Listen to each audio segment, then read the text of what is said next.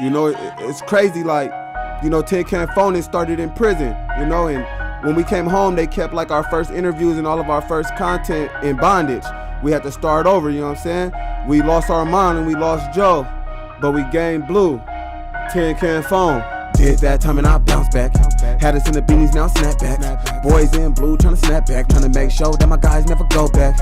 Ain't worried about the instance in the Snapchats. I'm worried about the homies on drugs close to relapse. Messed up when you know the dealer and the buyer.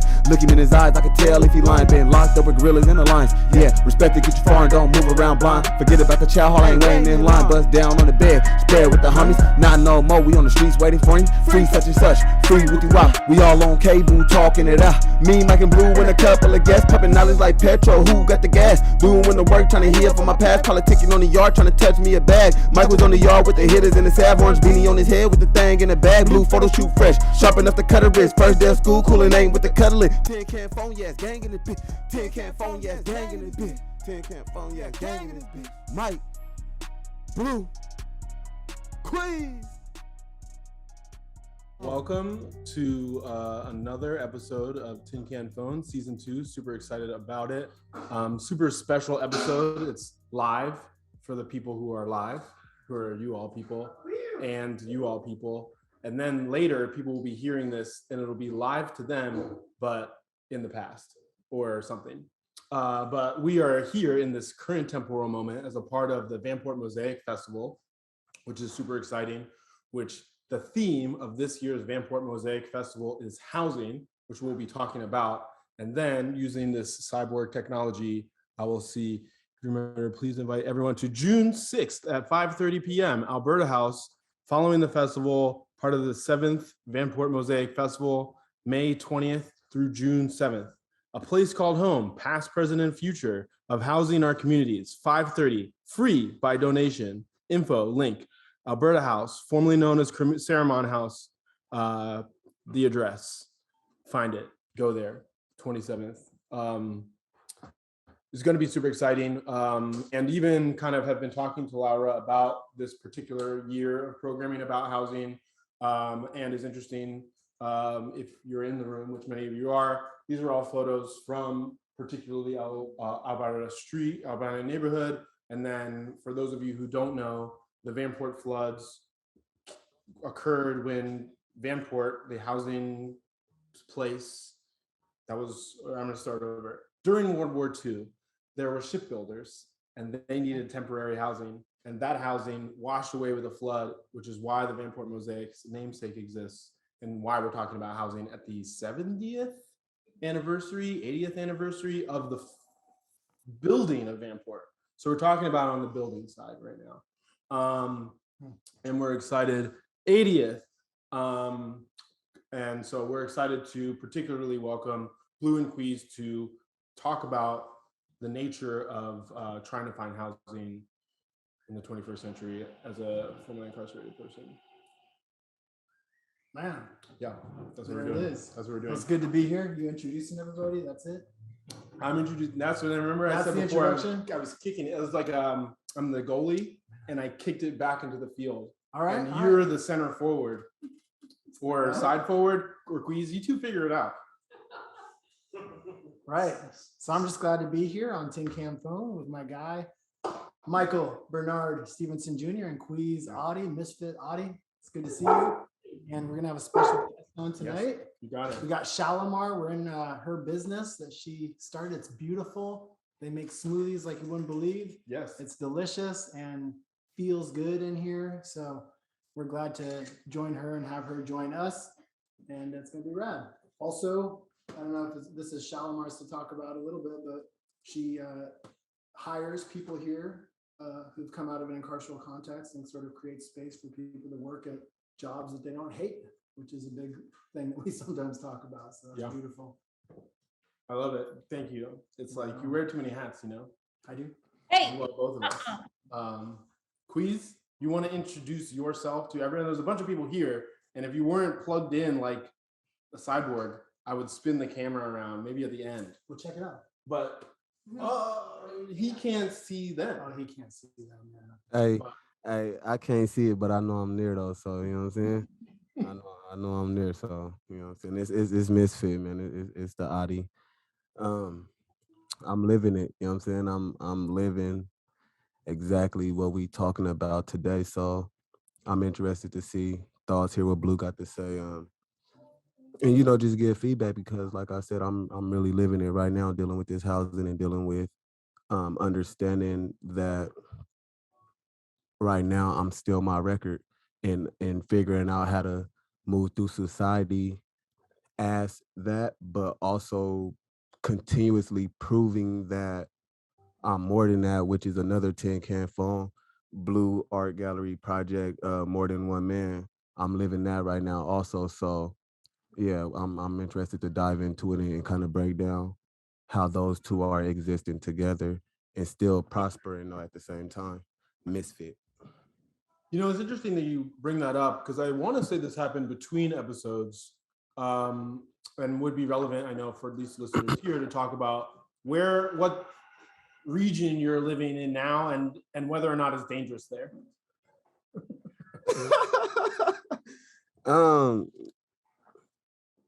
Yeah, man, I'm in the trenches, man. I'm gonna keep it 100. I'm in the trenches, but I'm comfortable in the jungle though. But like, yeah, but look, yeah, I just be moving around, Mike. I just be moving around, and I'll be back in a minute. I'll be back in a minute. But also, just due to certain circumstances, I'm in a treacherous situation. You know what I'm saying? I'm up the street from the guys, but I'm located in the cut though. You know what I'm saying? So you know, you know. Yeah, I mean, again, it's interesting. On the prior episode, we had a guest who identified as Robert, who was a pseudonym for them. And so this is an interesting format where sometimes the things that we're talking about, it's not okay for the things we're talking about to be recorded or to be broadcasting them or to be broadcasting them at a certain time. So I think that has something to do with Queaz's vagueness. Yeah. Which, Like, without identifying anything other than that, I mean, last conversation I had on the phone with Queaz was about how Queaz had lost some close friends. So that is kind of like currently Queaz is living adjacent to these things. So part of that is also trying to, as Queaz mentioned, for those of you who haven't listened to our entire archive, the project More Than One Man refers to a set of drawings I did of him wearing his prison blues, wearing kind of like his work attire, and then holding his daughter. These kind of like different selves that get collapsed into, or not collapsed into what Queaz appears as. yeah, rest in peace to everybody who suffered, who lost loved ones, and my condolences to all the families of the Sacramento mass shooting. Um, yeah, it was a couple of my partners who lost their lives that night, and even on top of that, like I think it was probably like a week after that, another one of my friends lost his life. It's just like it, I think it was testament for me to like really figure out, you know what I'm saying, like which way I was gonna go. Because everything that happened was a thing that could cause me to relapse. And if you pay attention to Tin Can Phone, you follow Tin Can Phone, when I speak on relapse, I don't speak on drugs, I speak on street activities, because that was my addiction. So everything that happened was a chance for me to relapse and go back to, the mindset of what I know best. It hurt, but at the same time, I had to realize that when you choose, and it's horrible, but when you choose a certain life, this is the outcome. They tell you this your whole life that the two outcomes is prison and death. You know what I'm saying? So I just feel like, we seen prison, we seen prison. That was the outcome for me. And then understanding I could have went and, got guns and rode and, did what I did in their name and probably just died or went to prison for life. You know what I'm saying? So I just it was a real test for me to know that, I was on a different path and that there was a greater mission at hand. Um the guys at the mass shooting wasn't super close to me. They were just, associate. Like they was some of my friends, close friends. But the second death was one of my close friends. And I know that partially moving away from that is a thing, and then also moving closer to your first child. Is that another kind of component of what relocation means for you? Yeah, for sure. I'm gonna most definitely have my baby back. Um, yeah, like so, something. So this is one of the things about prison, right? It helps you Right into detach. the mic, right in like your The guys. one of the things about prison is it helps you detach. So in certain situations, you have to be able to detach, and a lot of people who has never been in that place could never imagine or do that, right? So not saying that I have detached emotionally from my daughter, it's just the fact that I had to detach from that situation because I knew it was time that was going to be needed in order to get back to the place that I needed to be. You know what I'm saying? And that's exactly how it's playing out, exactly how it was supposed to. So I had to detach from the situation and everything that came with that because, Mike, I'm a 0 to 100 type of guy. I don't really have no chill. I don't really have no in the middle. It's either all the way cool or it's all the way up, you know? So I had to detach, and then now we finna bounce back, and it's a great situation. Um, yeah, it's hard though because I still try to speak to the youth. You know what I'm saying? I still try to talk to the dudes who's, really in the midst of all this, in the jungle. And it's hard when they experience loss like that, and me try to tell them be cool or don't do this, or this is gonna be the outcome of this when their life is already dedicated to dying. You know what I'm saying? When you choose that path and you really dedicate to that. So like I was talking to my partner, and I was just like, dang, if it's crazy that I feel ashamed of living, you know what I'm saying? Because like all my homies be dying, but not that they die physically, it's just mentally. They prepare, like they like are ready to. And Right. and when I talk to them, you know what I'm saying? It's like that's the only thing that really matters. Like that's the only thing that really matters to our youth right now is just like it's scary to me, you know what I'm saying? Like it's scary because like my grandma, my aunties, and like they're not scared of nobody else. They scared of the people like me. They scared of the people that look like they son, they grandbaby. You know what I'm saying? And it's like, dang, like it hits harder when it's coming from my community and it's my little dudes that they talking about, which is why I, try so hard because it's like it's self-hate at the end of the day. You know what I'm saying? It's self-hate because we only killing ourselves off. We only killing off the ones that look like us. We're not, so it's like I try to it's hard though because they losing people that's really, really, really close to them. I've been gone. I was incarcerated for 10 years. So I was gone. You know what I'm saying? So again, I was able to detach, but they're close to them.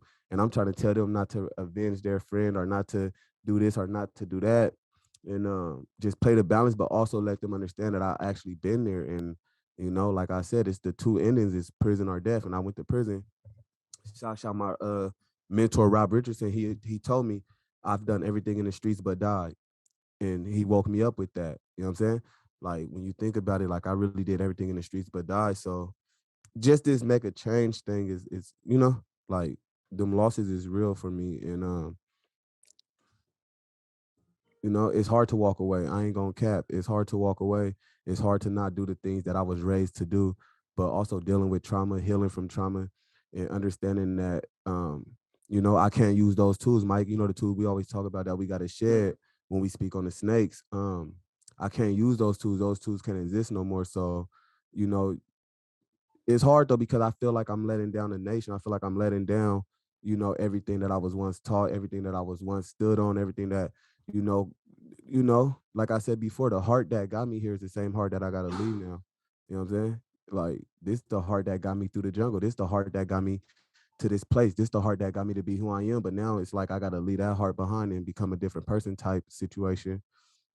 And so just balancing that and then doing the right thing. The right thing is hard. You know what I'm saying? Housing, like trying to jobs, like yeah, yeah, it's hard. I ain't going back. Yeah. So something I just want to name in the kind of classic tin can phone fashion is like there's some intense nuances there. So everyone's like, oh wow, maybe some of this. The first time I really hear someone talk about this is like their personal experience, and then we have statistical information where we know, if you're born in a certain zip code.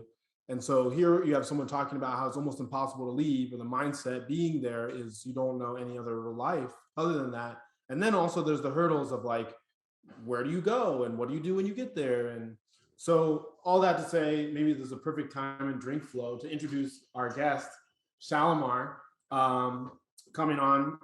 So we are currently in a venue that is their business, Holy Beans. Welcome, join us. Thank you, Shalimar Queaz. Queaz Shalimar. How you doing? And so I guess just to get started, I mean, I guess you can feel free to like plug yourself, your business, but then also talk a little bit about how you find yourself here and where and why and all those things. Oh, it's been a journey. So, I mean, obviously I have this business, but it didn't start off like this. I, like you have said, I've done everything in the streets I could possibly do, except for die. And then I was incarcerated for 2 years. And so when I got out, it was, people don't talk about the things that do change. Like 2 years doesn't seem a lot, but when I went in, there was no self-checkout. And when I got out, there was self-checkout, but Right. where is there a vulnerable space for me to say, hey, I don't know how to do this, and this is why. I wasn't addicted to drugs, but I was definitely addicted to money and the lifestyle. And so I know how to go sell dope, but they said, you're gonna go do these AA and NA classes. What am I gonna do there? My mom was a crackhead. I don't do drugs. And so now I sit at tables with senators and we talk about, okay, well, why didn't you guys put me in a budgeting class? Why did you put me in this AA group, which I learned a lot of things and probably was traumatized by a lot of things too. But I know I can go sell dope, but now you want me to live paycheck to paycheck and budget my money? I don't know how to do that. I know how to get paid every single day. So what does that even look like? And so it took me a long time to figure that out. Working at McDonald's, working at Taco Bell. Now you're working at your own business. Right. We're here. Yes. Please, you're on this giant TV. Shalimar owns this giant TV. But it took me a long time to get here. A listening. lot of no's, a lot of we would hire you. Wait, you're a felon, you talk proper. Like, but what does a felon look like? Who is a felon? Who are we? I'm not a unicorn. Like, there's so many more of me. And so now I just really use my voice of how can we set people up to succeed? What are you guys not doing? Because clearly it's not working. And then what if you know how many times I couldn't get a job and I know I can go sell some dope and make my rent money? But if I would have got caught and I get a PV and I go back and they're going to say, well, she went back. Well, what are you doing to set me up to succeed? Like, what resources are you giving me? And so now I have Holy Beans and I have 5 employees who, one might be on her way to prison, one just got out, 2 are in inpatient treatment. So I literally have this whole range of these women from the age 60 down to 23 who are fighting for their lives. And I don't mean just like fighting for their lives with substance abuse, but to stay free and to stay sober, you're fighting for your life. And so, yeah, this is super exciting. I'm so excited that you guys are here. Yeah. So I've just dedicated my whole life to living my life bigger than myself and trying to bridge that gap for people, because there are so many people like me. And a person can only take no so many times before they're like, okay, can I cuss? Yep. Oh, okay. Yeah. Before they're, I mean, then they're like, what's the point? If nobody's going to help me and nobody wants to help me, what's the point of doing the right thing? Because doing the right thing is hard. It's so hard. Sorry, go please. I was just wondering, when did you lose the mindset of I could just go sell dope though? Or did you, it seems like to me that for me, that's that I'll go back to what I know best mindset. And I've always called that a failure's mindset, because we just waiting for the right opportunity to go back to what we know best. So in order for you to push to where you are now, I'm wondering, when was it that you lost that mindset and, got that entrepreneur mindset? So I would say when I became a mom, I think because I didn't have parents. And so when I became a mom, it was like, one, I was scared because I never had a parent. So am I capable of loving this kid? Am I capable of nurturing him? But then also knowing what it felt like to never have my parents. And so I made a promise to him that Mhm. he would never be without his mom. So a lot of times people are just like, well, you work so hard and you got an education. And no, I had this baby because me and this baby Mhm. have been homeless. I've been Mhm. jobless. I've been, hey, I can't come to work. And then I lose my job because I have him. So Mm. ultimately it was my son for sure. Mm. How long after or before your incarceration was your son born? So I got out. I got out in October 2008. He was born in December 2009. Okay, so it was all around the same time of you coming Mhm. home, having him, and you was able to, it was Yeah. just a trickle effect after that. But it was hard. It was definitely like, I would say it's like a constant decision that I had to make Mhm. for the first couple years of like not having a car and being Mhm. on the bus with this newborn. And then I got my associates and I still was working for people that I was more educated than. So really Mhm. having to humble myself. So Yeah. it definitely was a decision that I had to make over and over again. But my son definitely saved me for sure. Yeah. I was gonna ask, what kind of housing did you parole into? Oh, I went to a halfway house. So I ended up Yeah. having to go downtown to the Y. And I was there for, I think 3 or 4 months. Mm-hmm. And I ended up getting this little crappy apartment finally. And I only got the apartment because it was one of my mom's friends who was like, I remember you growing up. And so I got that apartment and I stayed there. I did telemarketing for a long time, McDonald's, but it was hard. It took me, I would say, a good solid 10 years of being out to have my career, have a 401k, have a job, have car insurance, literally just to say that, hey, I'm not struggling. But it did take me 10 years to be out for sure. Mm. I got to. Feels like that, like friend hookup, you know, or that person who knows somebody that knows somebody, Yeah. or owns a private home, is like the route for so many people when it's like this person can see me outside of the sort of the bureaucracy and the system that feels like it's set up to tell you like no, The right? box. Some places are even an automatic no, Yeah. and then maybe there's an appeal and maybe there isn't. Yeah. It's the whole hustle around like, don't go to a property management company, fine, hey, and then you have your felony friend, your friends are a felon. So like, who's your landlord? Who did you go to? And it's like, it's this, but you shouldn't have to do that. Like if I'm working and I can show you this is who I am and this is my stable life, why should I have to jump through and waste my good energy on jumping through these hoops on trying to find housing for me and my child? Yeah. I knew a guy who had to come up with a $5,000 deposit on like an $1,100. Like, I mean, I don't know how long it was before I had $1,000 period. Yeah. And just like having any money, like I think I came out with $600 and that was pretty good. You know? No, Like, that was pretty good for, unless you had an industry's job, you know, working for, you know, the garment factory or something. Yeah. And I was some of on those guys broker. and humans come out with a lot of money, but Yeah. I think or a lot of money for us. And I think that it's funny that one of the things you said is like, I came out, there was no, you know, self-check. No. All those things I think about all the time, like just like figuring out like how to get anything, like a smartphone. Yeah. Like I didn't have a smartphone. I had a flip phone when I went in, like one of the little blue Nokia T-Mobile ones, and I got out and it was like, it was different. A smartphone. And was those are just like thing. little obstacles. And Yeah.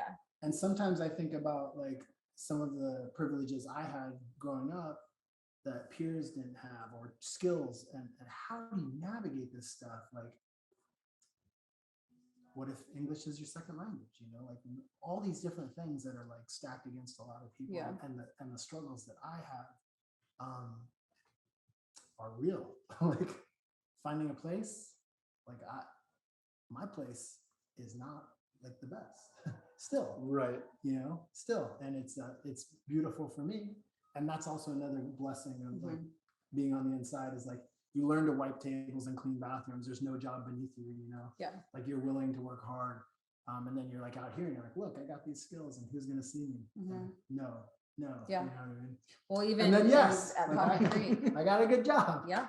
At Coffee Creek, there's the coffee cart where the women that work there, they have to have a minimum of 5 years, and they set them up, and you've got barista experience and you're going to do all this work and you're going out, and who's going to hire them? Not Starbucks and Dutch Brothers. And so again, we're setting them up to fail and for disappointment. And so now a lot of the girls that I mentor that are getting out, go get a job, go get housing. Everything's online. These women have been in there for like 6, 7 years, even 10 years. They can't do an online resume. They don't have internet access. How do they use a laptop? Like how are you guys exposing them? Or And get a so, laptop. yeah. It's online. Everything is online. And so what are they supposed to do? How do they do that? They're not teaching them that. And so, I mean, they have basic computer classes in there, but who is walking them through this? And so that's how I spend my life now, every day. I mean, that's a super interesting nuance. Like, just everything is made digital or with an app, like for convenience for the normie folks who can like benefit from that convenience. And that, I think I was in DC and when someone was referring to a thing like unmapping, where it's like none of the Black businesses are on the Google map, and so you don't go there. And so it's like meant to be easy, like, oh, what am I gonna have for dinner? And similarly, it's like, I need to buy a house, let me get on Zoogle or whatever. And people get out of jail, they're like, oh, like my flip phone doesn't work anymore. So it's just not designed for someone to succeed. And actually recently someone was using my phone to fix their phone because they like try to switch their number or whatever. There was like multiple hours of like, I'll call you back or and like I was just, and they were like really upset about it and they like felt bad about themselves. And I was like, this happens. Like sometimes it's hard for people to do it. Like, anyone who called that number is gonna get screwed. But like, when you don't even have someone who could borrow their cell phone or stuff like that, network. And so again, like thinking about relocating, and Queaz was talking about relocating, it's like, you're not even able to scan the top tier choices. No. And then, and that's not how we perpetuate this stuff. Again, it's like, this is why we want to be talking to senators. This is why we want to talk to mayors. It's like, if you're not sealing the bottom of the thing that's spilling out of the bottom, then you're like, all right, you're back in the top. And like, you just spill out of the bottom again. I mean, that's the thing that's really absurd. That's how I find this work. It's like, I don't know how to watch it just keep spilling. It's like, no, it's a slow leak. When even if you have somebody who says yes to you, having first month and last month and all that, like in the beginning, especially, and we both went to places that were like supportive housing, designed to help people come out. But I was there for a long time, even getting a bank account. I mean, these are all linked to like housing. It was hard. You had to get an ID to get a bank account. It was hard to get an ID. And then when I did get a bank account, they wouldn't even give me a checking account. They gave me a savings account. And I couldn't buy anything off Amazon or the internet or whatever, right? Like that's what does that even mean? Like, what is that? It means like, why would you can't do stuff. We don't believe you can check, but you can save. Yeah. It's bizarre. Like I dressed up real nice, like after being told no like 4 times and having direct deposit from my job and put on a tie and went in there and I was like, hey, give me a checking account. Okay. And I got one and I was like, all right, that worked. All I had to do is put on some nice clothes. But I mean, it's wild. Like people don't think about not being able to get stuff when the world has changed so much and you're trying to access stuff and you don't have a car to go get things. Your place, I mean, money is hard to save and a lot of places don't want you. They don't want the idea of you. And don't even want to take the time to like talk to you. So one thing I found, and the way that I found my place was through an app. It was called Roomster, and it's just regular people. And I found that people of Portland, for at least me, and that doesn't mean everybody, but I told my story. I introduced myself first, who I am, and what I do. And then when they got back to me, I shared, hey, this is this thing that I experienced. And what do you think? And actually people were kind of open to it. It's pretty wild. But, took a long time. And I think Queaz, one time we were talking about the obstacles we put in our own way versus the obstacles that are actually there in society. Like how many times do we opt out from asking just because we know or we believe somebody's going to say no? But in housing, like it's pretty real. It's a real obstacle. I ain't gonna cap. I'm to the point just from experiencing past experiences. Like I'm to the point where I'm just like, don't even put my name on that. You know what I'm saying? Like just, you feel me? Put you feel me? Like, and then we could get me in, add me on a couple months. Like, I just figured out the swivs though, because you get told no so many times where it's like, it's always other people involved. You know what I'm saying? So like I got not in my previous situation right now, but just every situation prior, it's been just her. You feel me? Like I know because of my record, I never even tried no car in my name. We not even gonna put my name on the spot. We not nothing me attached to nothing because I don't know if it's the trauma of violations or, but like I've just always like I don't want my name on that because my PO gonna know where it's at. He gonna be able to just pop up on me. He gonna, you feel me? Like so with that trauma, like I tried to do it right before. You know what I'm saying? Like, here go the address I'm at. This how I'm moving, and you still violate me. You know what I'm saying? So like once you do that, you know, so that's just one thing though. Like I'm at like I don't we not putting my name on nothing right now. You know, my load, you feel me? It's in my name, everything in my name and stuff, and I still trip. I still trip. We got art, we got shoes, we got Somebody selling something. Get your sell on, hustling.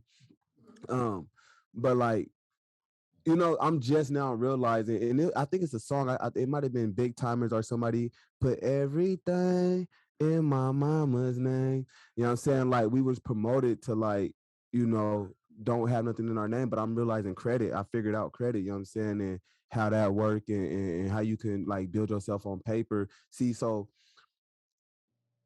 I, for some reason, it's about I like changing narratives. I like changing minds, right? Because if you could change somebody's mind, you could change their life. You could change the way they live. So sometimes I always find myself in difficult situations dealing with like just certain jobs, like the job I'm at now. Like I came in there, they got Queaz from the very beginning. And but I told him, you giving me this job, you not just giving me a job, you saving my life.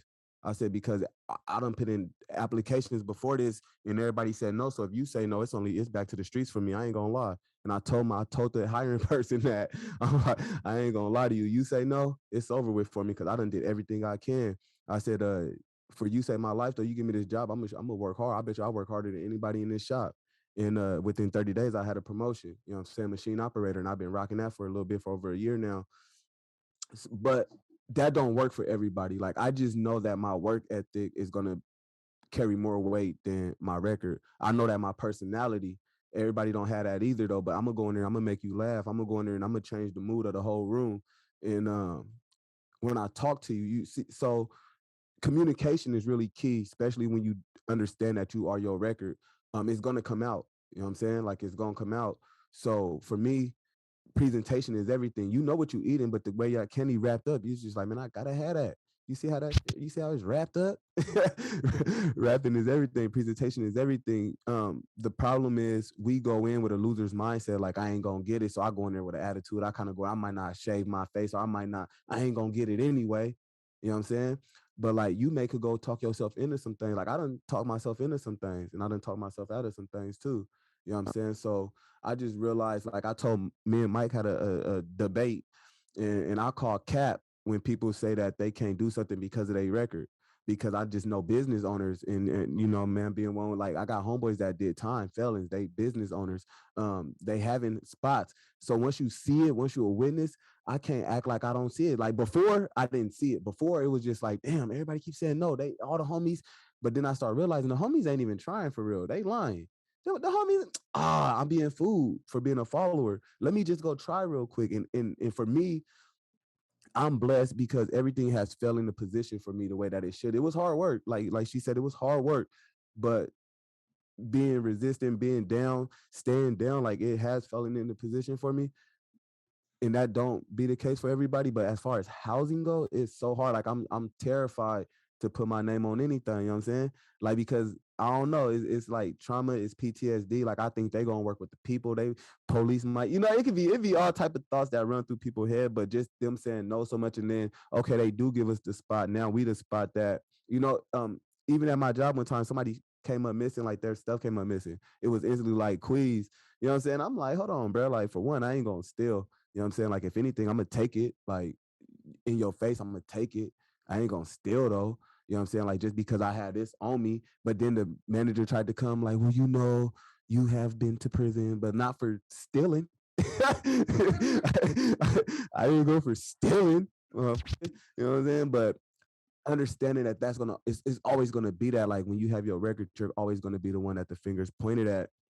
So, presentation, again, the way you present yourself is gonna, you know, it has to outweigh the record. You know what I'm saying? It has to outweigh your record. And you could get a chance like Those people, Queaz, right? You connected with that person who you were talking to and sharing your story with. And those people you're talking about who are like business owners, like Shalimar, and I actually am now a business owner, but it's like, that's the route, right? Like if you can't connect with a person and have them be like, see you, if it's a part of this giant system. I mean, I had these guys, Kirk Charlton, who was on the show last time, remember, tell him, come take a job with the county. Yeah. Come take a job. And then, oh yeah, we were just kidding. Don't take a job with us. We won't take you.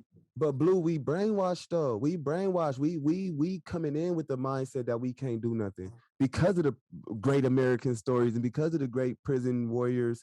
We believe that we really can't do nothing, and then we don't try. A high percentage of people don't try, bruh. And then they blame every system and they blame everybody that they can.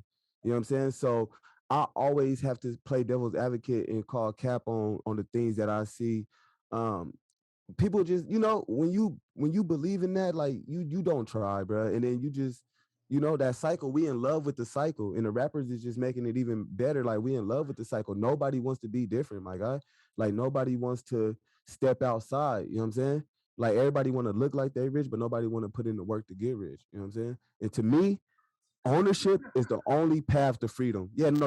You know you are photo shoot fresh. You know. Yeah, you photo shoot fresh, man. All the time. Yes. You know, Queaz brings up a lot of interesting points, and I love the kind of reference to that song. I can't remember, Big Timers. But you know, it's like cultural. It's like culturally ingrained. It's not even just something that's happening. It's like reinforced as the way in which to move forward. So again, it keeps everyone like circulating the same kind of scenario. And as Queaz mentioned, like, you know, you have no paper trail, you can't get a loan, you can't build your credit, then you can't. And it's like, talk about having kids. Like, I mean, we've had guests on the show who are like, I got kids, I can't get a house with the record, or like, you know, these other things. But then something else that came up I thought was really interesting. What were you saying? Paper trail. Lost it. That happens. And Queaz just goes so far, and I'm like, oh, all the different things. I'm sorry. But I was also bringing up Kirk Charlton. I was just on the phone with Kirk Charlton, and he's like, okay, I'm trying to get a grant. And I'm like, cool, let's get you a grant. He's got a great idea, $1 million idea, literally. He's got the work ethic of Queaz. He's ready to go. And he's like, so yeah, like I need to like pay off my car tomorrow. I'm like, oh, that's not how grants work. And you know, and he's like, you know, people are ready to endorse him, but he's like, yeah, they told me this one. And I was looking up, I was like, when's the deadline? He's like, I don't know. You know, so it's like, there's not, even in your like the culture, the accessibility, the paper trail, all the things. And then when you're really ready though, you can dress nice, you got the skills, you're ready to talk, you can woo someone, but then it's like, all right, like then you plop the big book, like figure out how to do this for dummies, you know. So when Queaz was talking, I was also thinking, so now you live in Vancouver for the school systems. So I'm interpreting that as like you're at the top of the choice. You're making. Well, one, it's cost effective to live in Vancouver, and the rent's starting to go up. Because, well, we can't live in Northeast anymore because nobody can afford it. Right. So where my only choice was now, I mean, because the schools I would want him to go to, Fobby and Vernon, they're all centrally in Northeast. So now I am in Vancouver, one where it's more cost effective and there are a lot more private owners in there. And me being out, I've been out for almost 14, this year will be 14 years. And I still, when I get a place, I will stay in that place for as long as I can because I don't want to check the box. Right. I don't want to check the box. I don't want to have to explain, hey, this happened 10 years ago and this is what I did. Like, who wants to do that? And you still have to do that. And so kind of piggybacking off of what you were saying though, about how people need to have the confidence, they need to show up, hey, I can do this. But if you think about it, I mean, there were many times where I showed up like that and nobody opened the door for me, or it was still like I checked the box and I didn't get an interview. And so now when like I have a lot of small businesses that come in here and there's these suit and tie white guys and they're like, you know, well, I don't hire felons. And okay, well, you don't have to. And I'm not telling you, I'm not forcing you to, but the person that just made your drink is a felon. The person that just made your drink over here smoked crack 60 days ago. So you may not want to, but you're contributing now to helping their life along the way. So the only thing I will encourage you to do is when you do get somebody that texts them, interview them. Let them feel human. Let them feel like they're being heard. Yes. You may not need to, but at least let them feel validated so that they know that they can keep that confidence and go apply and check the next box. Yes. So those are the conversations that I do have. You don't have to hire them. However, you just contributed to helping somebody fight for their kids. The lady that you're talking to that you like and she's so sweet, she's a felon. Mhm. All that, the thing in terms of like, recognizing these systemic things that have already, especially affected people of color trying to find spaces to live, but are supposedly protected, right? Those things are actually supposedly not allowed to discriminate against a person and say, you can't be here because you're Black, or you can't be here because of this. And yet, to be a felon is 100% okay to tell somebody you can't be here. It's not a protected class. So you add that, oh Lord, he's falling apart. He's giving them all his buttons. He can't even handle there it. it is. Right. No, but that's a big deal. Like, Sure. I mean, somebody can just, they don't have to tell you a reason. And if you want a reason, they can tell you. Like trying to be in 2 meetings at the same time. It's totally okay. So I just think that that's like a part of that system and that real life stuff that, I mean, it affects a lot of people every day through prejudice, but through this is like sanctioned prejudice. This is like saying, I mean, beyond the sanctioned systemic nonsense that we all know exists all the time. This is like on the books. Yep, still okay. And there's no incentive for it to change except for the fact that you get tax credit for having a certain amount of felons work for you. There's a quota. There's a, And you can get, if they're employed with you for a certain number of months, you can have. Yeah. So that's good. Yeah, I mean, Those are good things. I don't think they're usually I don't touched think on. that they're, yeah. right. I mean, something you're saying, Shalimar, about like just give the interview. It's like it's also building the skills, right? So like you don't actually have to offer the opportunity, especially it's like, oh, actually, I don't think you're qualified for this job. That's not setting them up for success. Yeah. But like talking to them and letting them have that conversation, like letting out the steam, the anxiety is actually skill building, so it actually, again, starts to pave the way in a direction where they can actually figure it out for themselves. Right. But something else you said was really interesting because, you said, oh, we can't get a job around here. So for those of you in the nebulous, like we're just in your headphones, we are currently Holy Beans in Northeast Portland. It is on Alberta in the Albina district, which and Laura's gonna love this. Essentially, when the Vanport flood happened, because of restricted covenants, all the Black folks and Chinese American folks and Indigenous folks couldn't get housing anywhere else in Portland. And so Northeast Portland is where they had to go, which is what created the Albina district, which was destabilized a number of ways, including building I-5, et cetera, et cetera, et cetera. And again, the thing that's wild to me is like, it's like, oh, well, we have this tax credit. It's like, not only do you have to be business savvy enough to do it, but you also have to be maybe resilient enough actually to like handle that kind of employee. And so it's interesting in the context of the business we're in right now. And it's like, like, oh yeah, these are my employees. Someone might be going to jail. Someone just got out of jail. You're really actually doing the extra work even to have them as an employee. And so when we say it's like incentivized, it's a vague fiscal incentive.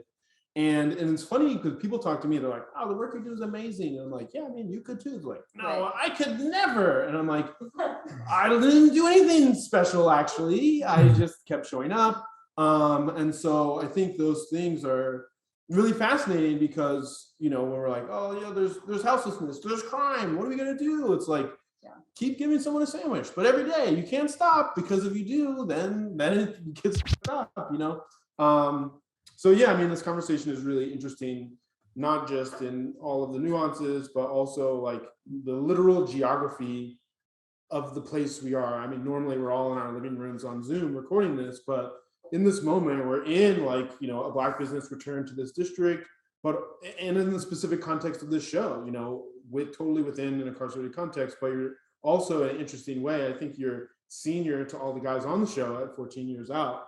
And so I know that they're both still working and that's what I was gonna say before is like, my housing is precarious. You know what I mean? I don't have enough 401k. I'm a month to month, have a slumlordish kind of situation. And I consider myself lucky, and So, and I've had folks kind of interview for my house and with a prison record that, you know, the house was like, what if we just take this white guy? I don't know. Like, we don't have to do that, you know? No, actually we haven't. That's interesting. Yeah. Tell me more about that. I was being discreet. But did your new house work out? You were listening to the Tin Can Phone Podcast, where you can hear about the influence incarceration has straight from the sources. We tell the stories from the inside out. So make sure to check us out on cable community radio every first Tuesday at 10 a.m. You can also check us out on Spotify, Apple, and anywhere you love to catch your podcast. And make sure to give us a follow over at tincanphonepodcast.com. And follow our Instagram at Tin Can Phone Podcast. This Misfit Adi signing off. Hey.